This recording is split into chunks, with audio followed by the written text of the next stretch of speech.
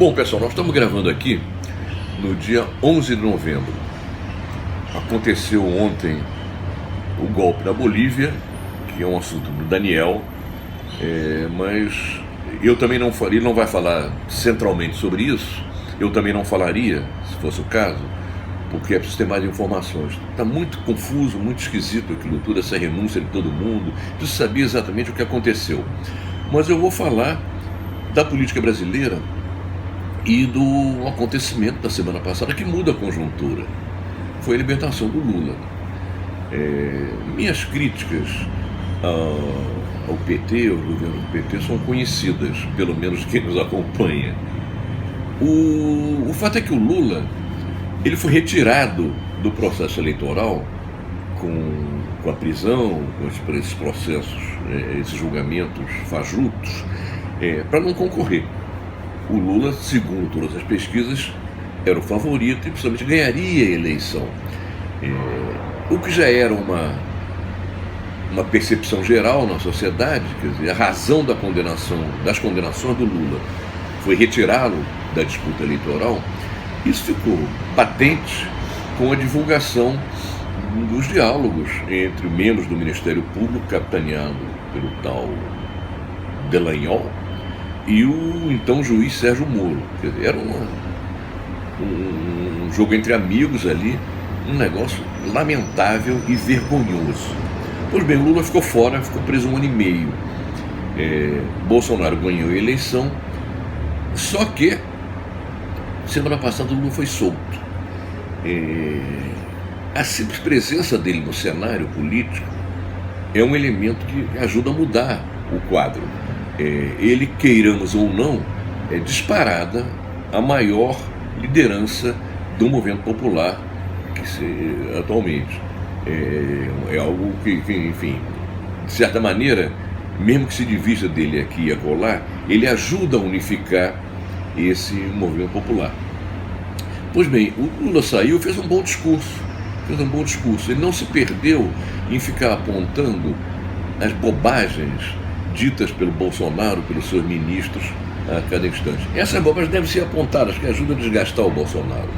Agora, o Lula corretamente identificou como problema maior a política do governo Bolsonaro, levada a cabo, no essencial, pelo Paulo Guedes, que certamente poderia ganhar o prêmio do maior entreguista da história do Brasil.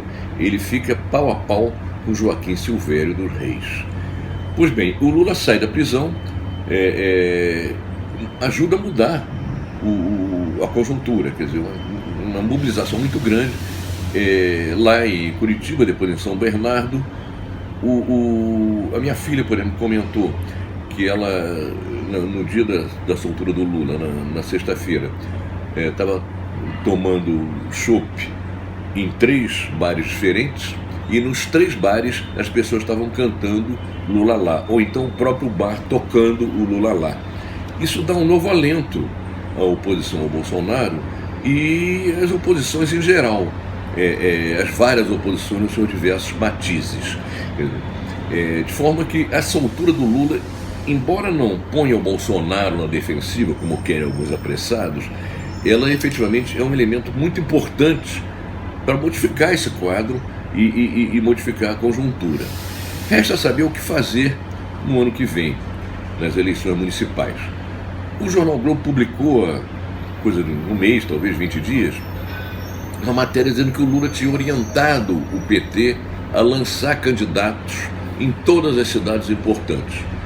E também tinha orientado o PT a fazer dessa eleição um plebiscito em relação ao Bolsonaro, tirando, na medida do possível, o caráter local da disputa municipal. Ora, essas duas orientações, lançar candidato em todo lugar e tentar fazer das eleições um plebiscito, elas são contraditórias.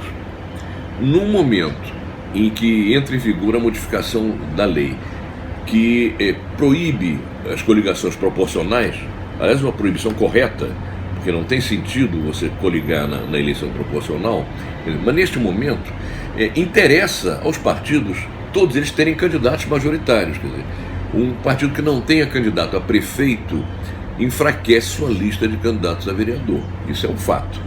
Então, é razoável que o Lula oriente ao PT que lance candidatos a prefeito em todo o Brasil. Por outro lado, essa orientação se choca com a orientação de tentar fazer uma eleição que seja uma espécie de um plebiscito, porque para tal você precisaria unificar as oposições ao Bolsonaro. Entre as duas alternativas, eu fico com a segunda. Eu acho que neste momento há condições, aproveitando inclusive a saída do Lula, a disposição dele, que ele já verbalizou, de correr o Brasil mobilizando as pessoas contra a política do governo Bolsonaro, não só contra a figura execrável do Bolsonaro.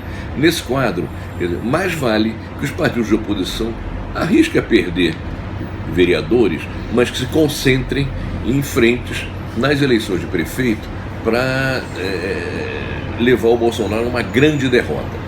Me parece que esse deve ser um objetivo importante. Isso implica, necessariamente, alguns partidos abrirem mão de candidaturas. Por exemplo, no Rio de Janeiro, é razoável que o candidato seja o deputado Freixo, Marcelo Freixo. É um nome mais bem posicionado. Da mesma maneira, vamos mais um exemplo, em Porto Alegre, é provável que a candidata mais bem posicionada seja a Manuela Dávila. Isso implicaria que o PT e o PSOL não lançassem candidatos. Enfim, essa perspectiva unitária vai ser fundamental se quiser, de fato, transformar a eleição numa espécie de um plebiscito que diga um rotundo não ao Bolsonaro. Agora é preciso ficar claro, ela se choca com a ideia de todos os partidos terem candidatos a prefeito.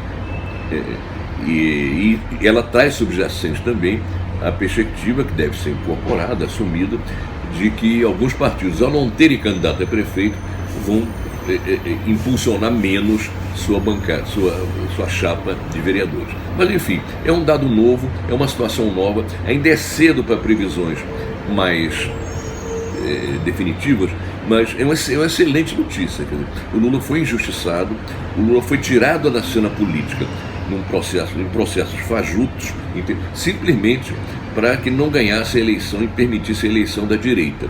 Ele de volta ao cenário político é uma notícia alvissareira e é um aliado importantíssimo do PSOL e do movimento popular em geral. Quer dizer, por isso, foi um elemento me deu grande satisfação na sexta-feira, a libertação do Lula, e é preciso que a gente vá em frente virando esse jogo.